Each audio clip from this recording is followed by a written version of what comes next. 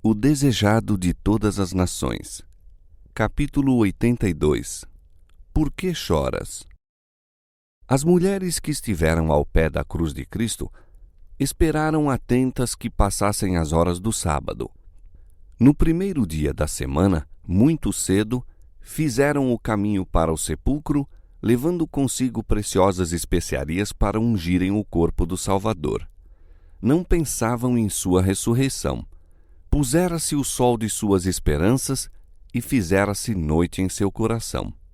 Enquanto caminhavam, relembravam entre si as obras de misericórdia realizadas por Cristo, bem como suas palavras de conforto. Não lembravam, entretanto, as que proferira: outra vez vos verei.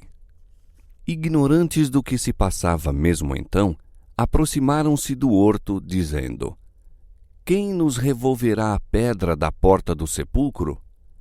Sabiam não lhe ser possível afastá-la, todavia continuaram para diante. E eis que os céus se iluminaram de repente com uma glória que não provinha do sol nascente. A terra tremeu. Elas viram que a pedra fora removida. O sepulcro estava vazio. As mulheres que foram ao sepulcro não partiram todas do mesmo lugar. Maria Madalena foi a primeira a chegar ao local, e ao ver que a pedra fora retirada, correu para anunciá-lo aos discípulos.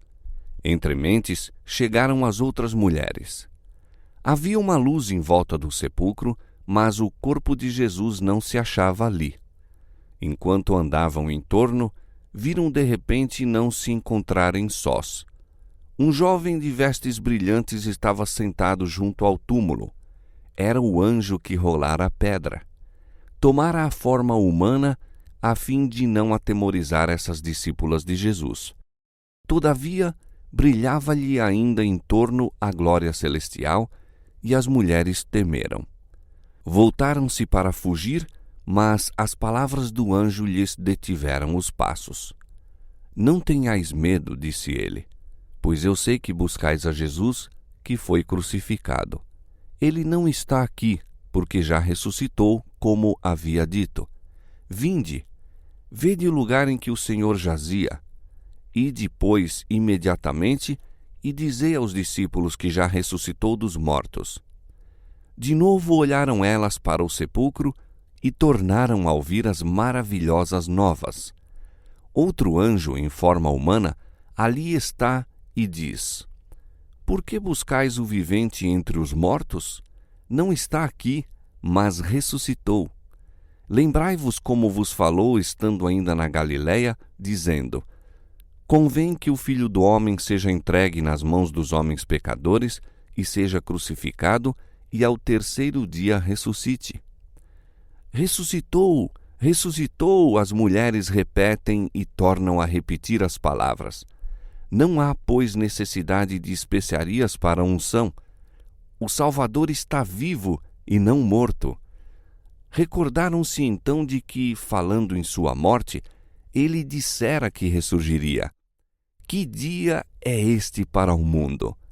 Pressurosas afastam-se as mulheres do sepulcro e, com temor e grande alegria, correram a anunciá-lo aos seus discípulos. Maria não ouvira as boas novas. Foi ter com Pedro e João, levando a dolorosa mensagem. Levaram o Senhor do sepulcro e não sabemos onde o puseram. Os discípulos correram para o túmulo e acharam ser como Maria dissera. Viram o sudário e o lenço, mas não acharam o Senhor. Havia, no entanto, mesmo ali o testemunho de sua ressurreição. As roupas do sepultamento não estavam atiradas com negligência a um lado, mas cuidadosamente dobradas, cada uma num lugar à parte. João viu e creu. Ainda não compreendia a escritura que dizia dever Cristo ressuscitar dos mortos, mas lembrou-se então das palavras do Salvador, predizendo sua ressurreição. Fora o próprio Cristo que colocara com tanto cuidado as roupas com que o sepultaram. Quando o poderoso anjo baixara ao sepulcro, uniu-se-lhe outro que estivera com seu grupo, montando guarda ao corpo do Senhor. Enquanto o anjo do céu removeu a pedra, o outro entrou no sepulcro e desembaraçou o corpo de Jesus de seu invólucro. Foram, porém, as próprias mãos do Salvador que dobraram cada peça, pondo-as em seu lugar. Ao seu olhar, que guia semelhantemente a estrela e o átomo, nada há sem importância. Ordem e perfeição se manifestam em toda a sua obra. Maria acompanhara João e Pedro ao sepulcro. Quando voltaram a Jerusalém, ela permaneceu. Contemplando a tumba vazia, o coração encheu-se-lhe de dor. Olhando para dentro, viu os 2 anjos, um à cabeceira, outro aos pés do lugar em que Jesus jazera. Mulher, por que choras? Perguntaram-lhe. Porque levaram o meu Senhor, disse ela, e não sei onde o puseram. Então ela se voltou para se afastar, mesmo dos anjos, pensando em encontrar alguém que lhe dissesse o que fora feito com o corpo de Jesus. Outra voz a ela se dirigiu. Mulher, por que choras? Quem buscas?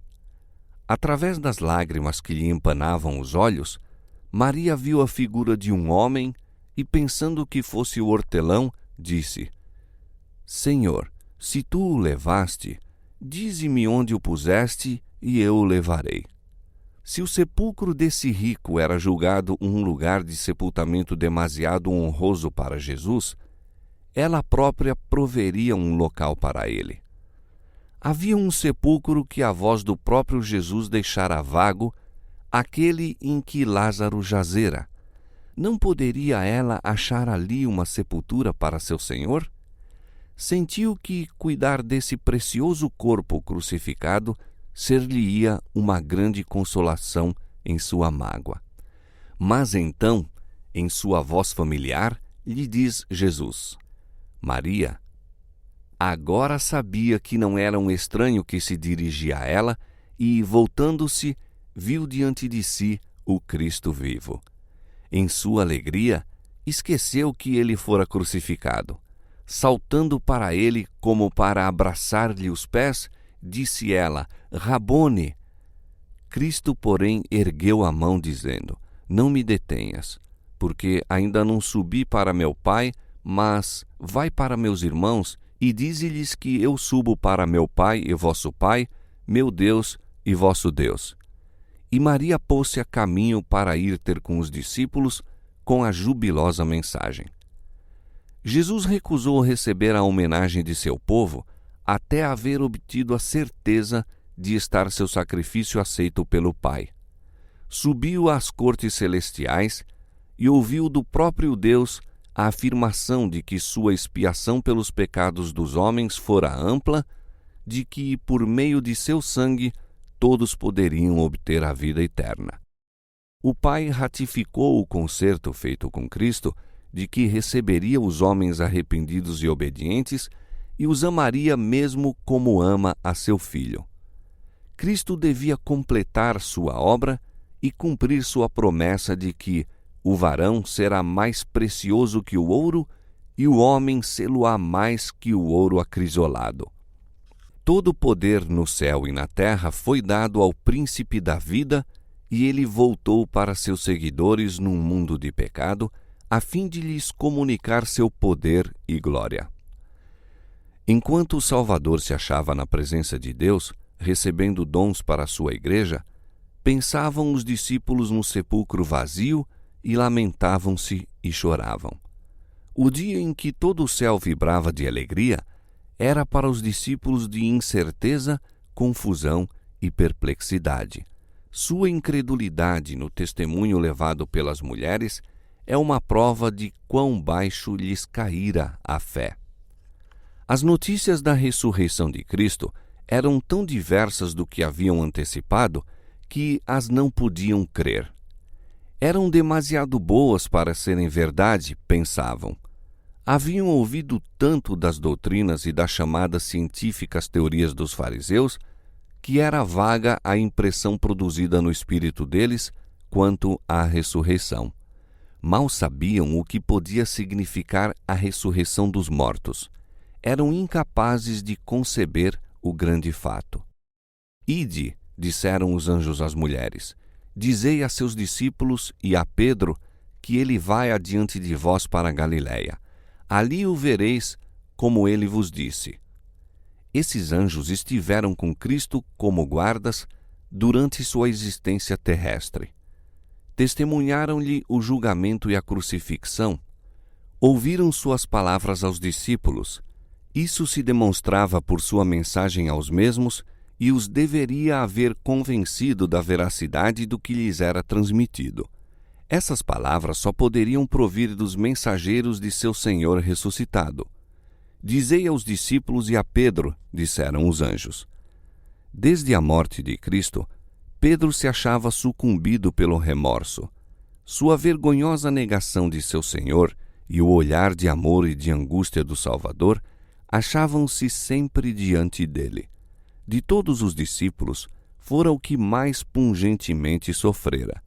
A Pedro é dada a certeza de que seu arrependimento fora aceito e seu pecado perdoado. É mencionado nominalmente. Dizei a seus discípulos e a Pedro que ele vai adiante de vós para a Galiléia. Ali o vereis. Todos os discípulos haviam abandonado a Jesus e o chamado para se encontrarem com ele outra vez os inclui a todos. Ele não os rejeitou. Quando Maria Madalena lhes disse que vira o Senhor, repetiu o convite para o encontro na Galiléia.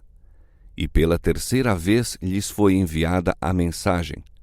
Depois de haver ascendido ao Pai, Jesus apareceu às outras mulheres, dizendo: Eu vos saúdo. E elas, chegando, abraçaram os seus pés e o adoraram. Então Jesus lhes disse: Não temais. Ide dizer a meus irmãos que vão à Galiléia e lá me verão. A primeira obra de Cristo na terra, depois de sua ressurreição, foi convencer os discípulos de seu inalterável amor e terna solicitude para com eles, para lhes dar testemunho de que era seu Salvador vivo, de que quebrara as cadeias do túmulo e não mais podia ser retido pelo inimigo, a morte, para revelar que tinha o mesmo coração de amor que, quando andava com eles como seu amado mestre, apareceu-lhes por várias vezes. Queria estreitar ainda mais em torno deles os laços de amor. Ide, dizei a meus irmãos, disse ele, que me encontrem na Galiléia.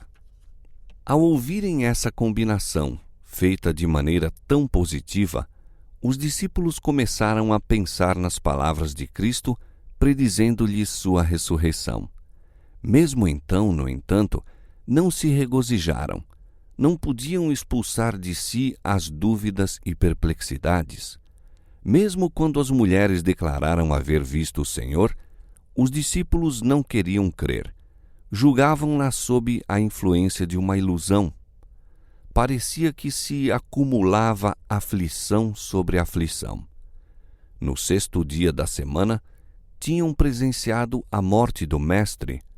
No 1º dia da semana seguinte, viram-se privados de seu corpo e eram acusados de o haver roubado para enganar o povo. Desesperavam de poder desfazer as falsas impressões que ganhavam terreno contra eles. Temiam a inimizade dos sacerdotes e a ira do povo. Anelavam a presença de Jesus, que os ajudara em toda a perplexidade. Repetiam muitas vezes as palavras: E nós esperávamos que fosse ele o que remisse Israel. Sentindo-se tão sós e tão repassados de dor, lembraram as suas palavras: Se ao madeiro verde fazem isto, que se fará ao seco? Reuniram-se no cenáculo e fecharam bem as portas, sabendo que a sorte de seu amado mestre poderia a qualquer momento ser a deles mesmos. E todo esse tempo se poderiam estar regozijando no conhecimento de um Salvador ressuscitado. No horto, Maria estivera chorando quando Jesus se achava mesmo junto dela.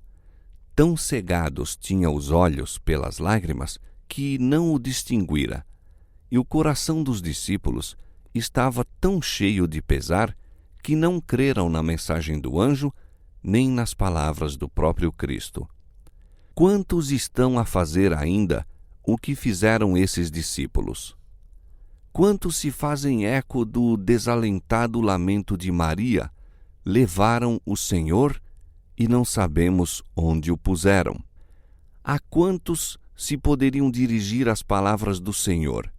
Por que choras? Quem buscas? Ele lhes está tão próximo, mas seus olhos cegados pelo pranto o não distinguem. Fala-lhes, mas não compreendem. Oh, que a pendida cabeça se erguesse, que os olhos se abrissem para vê-lo, que os ouvidos lhe escutassem a voz.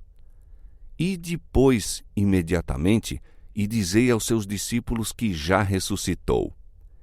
Convidai-os a olhar, não ao sepulcro novo de José, fechado com uma grande pedra e selado com o selo romano.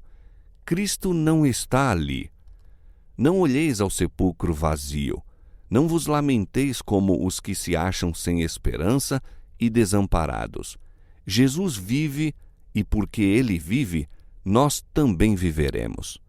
De corações agradecidos, de lábios tocados com o fogo sagrado, ressoe o alegre cântico. Cristo ressurgiu. Ele vive para fazer intercessão por nós. Apegai-vos a essa esperança, e ela vos firmará a alma, qual âncora segura e provada. Crede e vereis a glória de Deus.